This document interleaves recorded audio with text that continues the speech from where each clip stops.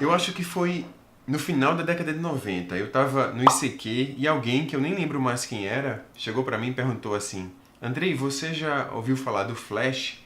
E eu não tinha ouvido falar do Flash ainda naquele tempo.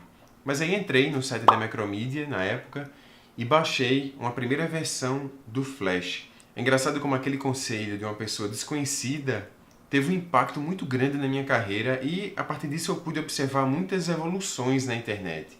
É sobre essa história que eu queria dividir com vocês hoje.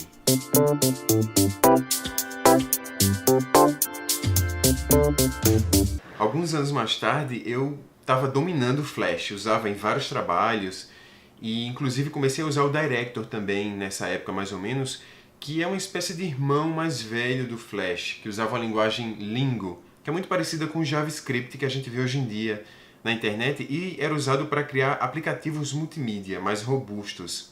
E aí esse conhecimento que eu tinha em Flash foi muito importante porque abriu muitas portas para mim. Eu pude, através disso, através do Flash, trabalhar em projetos muito grandes no Brasil e fora do Brasil também. Bom, além de ter sido muito importante para minha carreira, eu queria agradecer ao Flash também por outros motivos. Bom, o primeiro motivo é que eu acho que o Flash me deu uma noção muito boa de motion. Eu usava muitas coisas com pequenas animações, principalmente quando elas eram feedback de uma interação de usuários.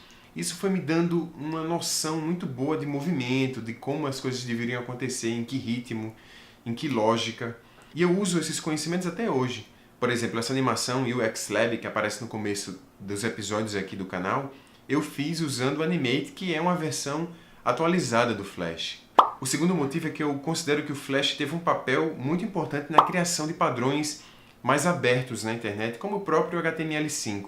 Não que ele fosse um exemplo desses padrões, muito pelo contrário, ele é uma marca proprietária. Ele era da Macromedia e agora é da Adobe. Mas ao mesmo tempo o Flash era uma plataforma que permitia uma grande liberdade aos criadores. Claro, ele permitia talvez uma liberdade até demais. Assim, existiam exemplos de pesadelos de usabilidade e acessibilidade. Algumas interfaces eram até meio misteriosas, as pessoas tinham que descobrir como é que navegavam naquilo. E é claro que isso é completamente absurdo em relação ao que hoje a gente entende por deixar as coisas mais acessíveis para as pessoas. Então é claro que toda essa liberdade criativa se voltou contra o Flash em algum momento. Em terceiro, porque eu acho que o Flash ele levou a uma reflexão muito grande sobre aspectos de usabilidade, de acessibilidade, que hoje são padrões bem mais estabelecidos, talvez, do que naquela época. É claro que antes já havia muita gente preocupada com esses aspectos de acessibilidade, usabilidade. Algumas pessoas usavam, inclusive, esses princípios no próprio Flash. E uma das pessoas que a gente pode usar como exemplo é o próprio Jakob Nielsen, que em 99 já escrevia sobre usabilidade. Na verdade, bem antes disso. Assim como o Norman também. Não é à toa que eles se juntaram e criaram uma empresa especializada nisso. Mas aí o primeiro baque para o Flash foi quando o iPhone foi lançado 10 anos atrás e a plataforma iPhone não disponibilizava Flash. Naquela época existiam celulares mais simples, como o Nokia, por exemplo, que rodavam animações SWF. E naquele ponto o Flash já tinha até evoluído bastante quando o iPhone foi lançado. Ele já permitia, por exemplo, ser indexado pelo Google, ele já tinha um SEO mais avançado. E ele também tinha feito as pazes com o botão voltar do browser, que antes ele voltava para um site anterior e depois ele passou a voltar para telas anteriores dentro do próprio Flash, o que foi um grande avanço para ele. Mas depois vieram os iPads lançando essa categoria tablet, que também não rodavam Flash.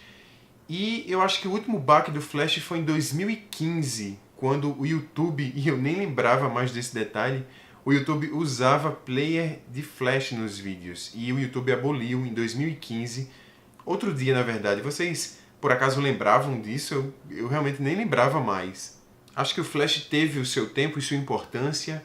Ele construiu aspectos que hoje a gente considera como básicos para que um projeto interativo tenha sucesso e seja bom para o usuário.